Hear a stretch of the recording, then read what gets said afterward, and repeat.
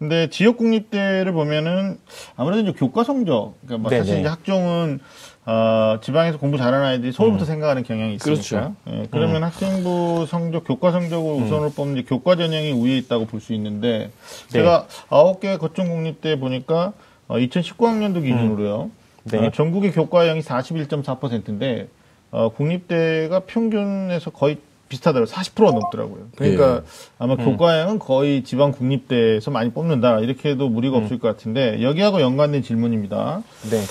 국립대 학생부 교과 전형의 성적 컷. 이게 이제 우리 학생들이 좀 궁금한 거예요. 그리고 국립대에서는 수시모집에서 전 과목을 반영한다고 하는데 그럼 어떻게 되느냐? 뭐 사실 이제 정시는 수능 100으로 뽑는 대학들도 있으니까 이 질문을 한 학생은 내가 교과형으로 국립대가 많이 뽑는 거 알고 있다. 근데 어느 정도 내신 확보를 해야지만이 갈 수 있느냐? 그다음에 내신에서는 전 과목이냐 아니면 주요 교과냐 이런 건데 우리 윤수민 선생님부터 이거 좀 정보를 주시면 좋을 것 같아요. 네, 국립대학교에서 교과 전형 뽑는 인원이 41.5% 정도 되니까 사실은 일반 대학 평균, 전체 대학 평균에 비하면은 비슷한 추이지만, 주요 대학, 서울 소재, 이제 학생들이 선호하는 수도권의 서울의 주요 대학하고 따져보면 굉장히 많은 교과 전형을 뽑거든요. 그렇죠. 근데 이제 여기서 이제 실제로 교과 전형에서 합격한 학생들의 등급 컷을 따져보려면 일단 어떤 것도 고려를 해보냐면 실제로 그 거점 국립대에서 실시하는 전형 중에 학생부 종합 전형이랑 교과 전형이랑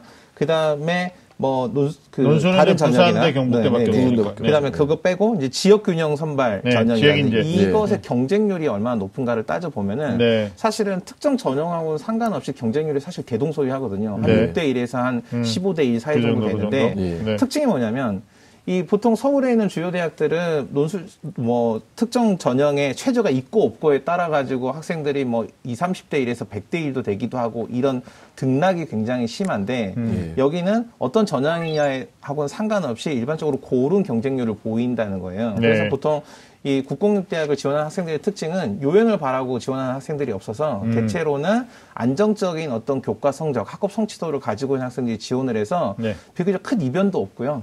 그리고 학생들이 기본적으로 어떤 교과의 성실한 성적, 그래서 성적으로 얘기하면 한 2등급에서 한 3.5등급 정도 사이에서 진입을 할 수 있는 특징이 있고, 그다음에 보통 이제 국공립, 특히 거점 국립대의 특징을 살펴보면, 보통 이제 다른 대학들은 교과 전형 또는 학생부 전형에서 학생부 종합에서 교과를 반영을 할 때, 특정 영역, 국수 영사다 그러면 각 영역에서 2과목씩 이렇게 하지만, 대부분의 대학들은 거의 전 과목을, 해당하는 영역 전 과목을 반영하는 특징이 있거든요. 그러니까 결과적으로는, 1학년 때 못했는데 3학년 때 역전을 해서 이거보다는 1, 2, 3학년 전반적으로 학업에 대한 성실도와 충실도가 매우 중요하게 작용한다고 생각하면 되고요.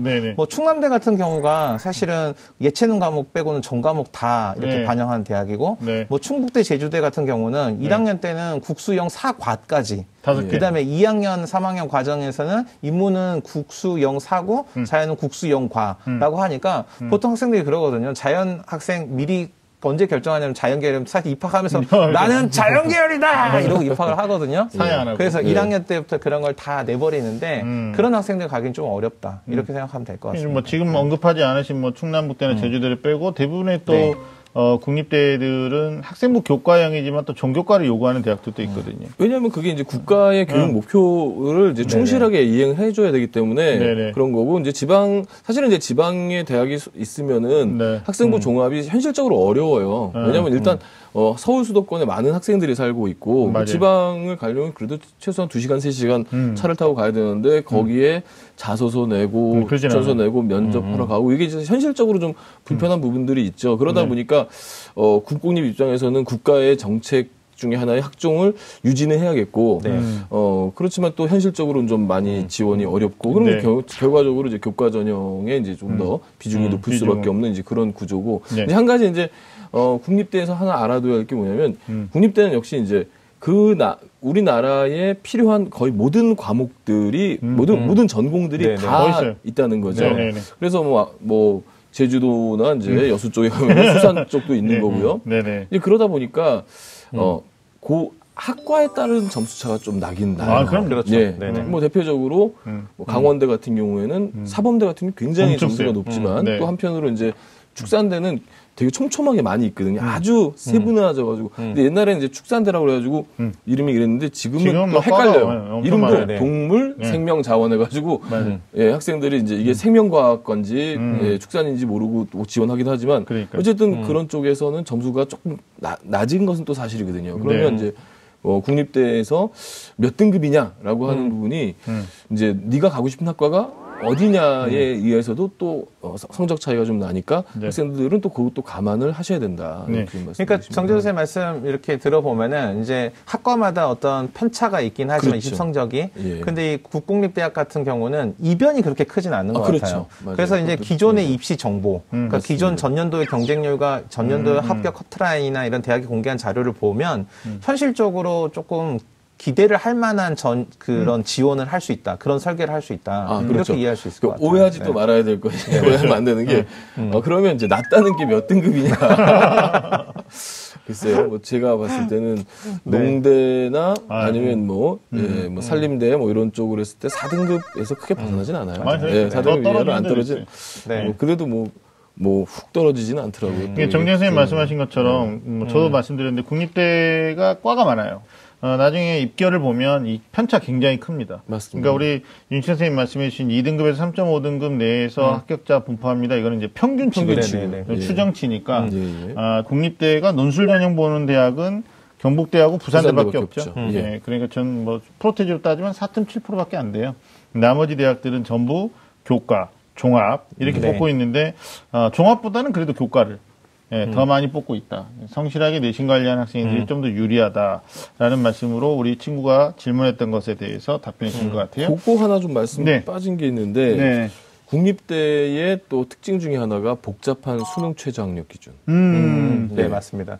그거는 이제 그 대학마다 아주 희비가 엇갈리는 것 같더라고요. 그러니까요. 그런 부분들을 또 우리 학생들이 지원을 할 때 잘 보셔야 되는 부분이죠. 그 과마다 너무 달라서 그러니까 내년 복잡하다는 표현을 제가 받으면 저희들이 이제 요강 정리를 하잖아요. 그러면 굉장히 심플하게 한 칸에 들어오는 대학이 많아요. 근데 국립대 좀 해보자 그러면 일단 직원들이 밖에 나갔다 와요.